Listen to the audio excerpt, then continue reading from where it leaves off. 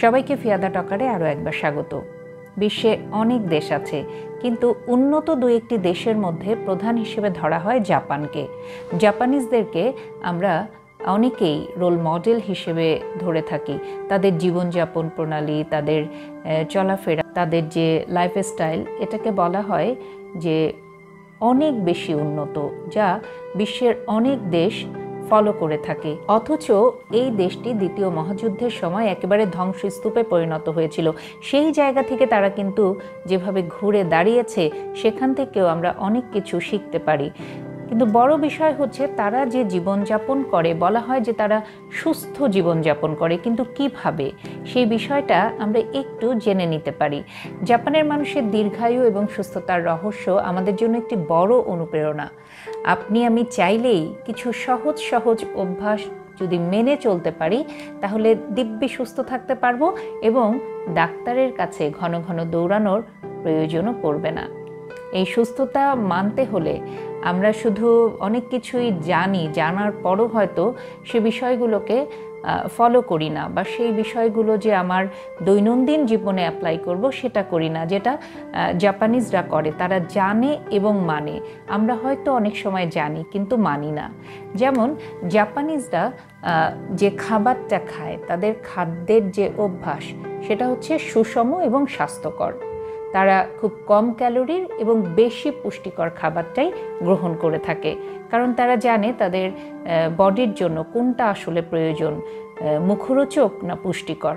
তারা সবসময় পুষ্টিটাকেই প্রাধান্য দেয় এবং কম ক্যালোরির খাবারটাই গ্রহণ করে থাকে। যেমন সুশি, সামুদ্রিক মাছ, সবজি, গ্রিন টি, ফার্মেন্টেড ফুড, অর্থাৎ কিছু স্যুপ আছে যেই স্যুপগুলো অনেক বেশি হেলদি, এবং বয়েল টাইপের সেদ্ধ খাবারগুলো জাপানিজরা অনেক বেশি খায়।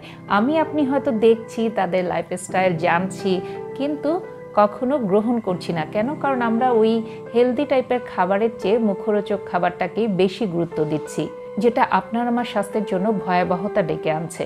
তারপরও কিন্তু আমরা সজাগ হচ্ছি না। আমরা যদি সুস্থ থাকতে চাই, তাহলে অবশ্যই আমাদের হেলদি লাইফ লিড করা উচিত। আরেকটা বিষয় হয় যে তারা খুব ছোট ছোট অংশে খাবারটা খায়।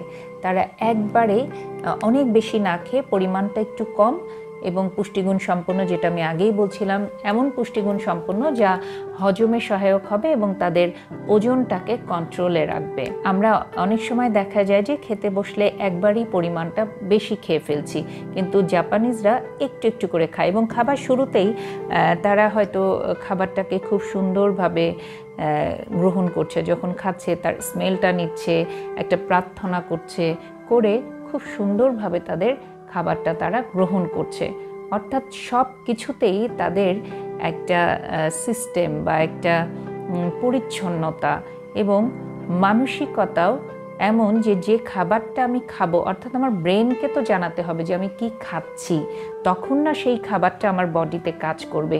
তো জাপানিজরা এই কাজটি করে থাকে। তারা খুব সুন্দরভাবে খাবারটাকে গ্রহণ করে এবং খাবারটা যতটা সময় নিয়ে এবং পরিমাণ কম নিয়ে খাবারটা গ্রহণ করে। যে কাজটা আমরা ঠিক বিপরীতটা করি, পরিমাণে বেশি এবং খুব দ্রুত আমরা খাই। খুব দ্রুত খাওয়ার কারণেও কিন্তু আমাদের হজমে অনেক ধরনের সমস্যা তৈরি হয়। তারা কিন্তু শুধু খাওয়া পরিমিত খেয়েই সুস্থ থাকছে না। তাদের সুস্থ থাকার আরেকটি বড় বিষয় হচ্ছে নিয়মিত হাঁটা এবং এক্সারসাইজ করা। জাপানিজরা নিয়মিত হাঁটে এবং নিয়মিত শরীর চর্চা করে।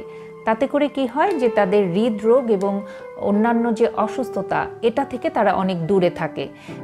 এমন আছে যে জাপানিজরা একেবারেই ছোটবেলা থেকে তাদের বাচ্চাদেরকে গড়ে তোলে যেন তারা এই অভ্যস্ততার সাথে নিজেকে মানিয়ে নিতে পারে। তাদের স্কুলগুলোর বিষয়ে দেখা যায় যে ছোট ছোট বাচ্চা যখন স্কুলে যাচ্ছে, গার্ডিয়ান একটা জায়গা পর্যন্ত থেমে যেতে হয়, তাদেরকে আর স্কুলের গণ্ডির মধ্যে ঢুকতে দেওয়া হয় না। কেন? ওই জায়গাতেই বাচ্চাটাকে গার্ডিয়ান রেখে দেয় এবং তারা অনেক দূর পর্যন্ত হেঁটে তাদের ক্লাসে যায়। এই হাঁটার অভ্যস্ততা বা এই প্র্যাকটিসটা তারা একেবারে ছোটবেলায় ওই শিশুটির মধ্যে দিয়ে দেয়। তো একদিনেই তো আসলে কিছু গড়ে ওঠে না। তারা ছোট থেকেই এই বিষয়গুলো তাদের মধ্যে দেয় বলেই বড় হয়েও কিন্তু তারা সেটা মেনটেন করে। কিন্তু আমরা চাই যে হঠাৎ করেই কোনো কিছুতে অভ্যস্ত করে তুলতে, যেটা একেবারেই ভুল ধারণা। যে কোনো কিছুর প্র্যাকটিস বা চর্চাটা খুব বেশি জরুরি।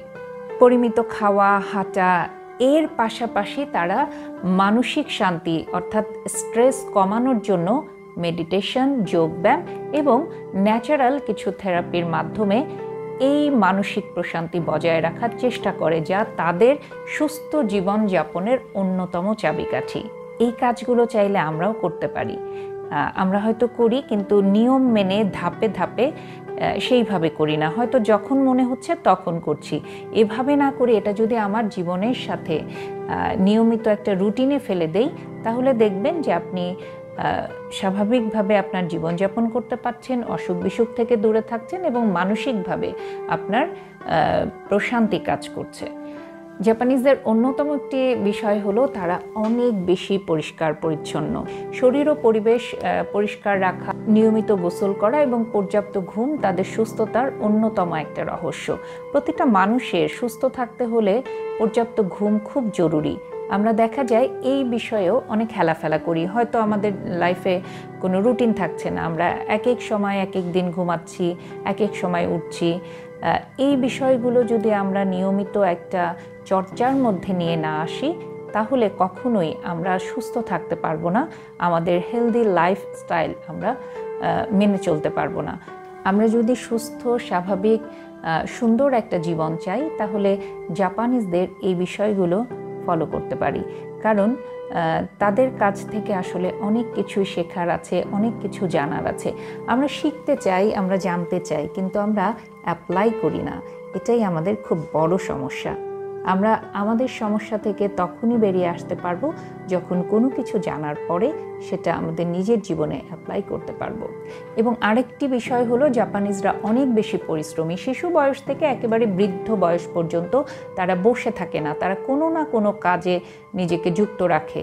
বৃদ্ধ মানুষটিও কাজ করে কেন? তাকে সুস্থ থাকতে হবে। তারা হাসি খুশি থাকার চেষ্টা করে, তারা পরিশ্রম করে, তারা পরিবারকে গুরুত্ব দেয়, পরিবারকে সময় দেয়। এটাও মনে করে যে পরিবারকে যদি তারা গুরুত্ব দিতে পারে, সময় দিতে পারে, এটাও তাদের মানসিক প্রশান্তি দেবে এবং এ কারণে তাদের শরীর সুস্থ থাকবে, তারা দীর্ঘ জীবন পাবে। অর্থাৎ একটার সাথে একটা কানেক্টেড। এই কানেক্টিভিটিগুলো তারা খুব চমৎকারভাবে তৈরি করে এবং তারা এটাকে মেনটেন করছে। এ কারণে বিশ্বের অনেক দেশের মধ্যে জাপান রোল মডেল। তাই আপনি আমি যদি সুস্থ, দীর্ঘ এবং আনন্দময় জীবন চাই, তাহলে অবশ্যই জাপানিজদের এই জীবনধারা অনুসরণ করতে পারি। ভালো থাকবেন সবাই। আবার নতুন কোনো বিষয় নিয়ে খুব দ্রুত ফিরে আসবো। চোখ রাখবেন ফিয়াদা টকারে।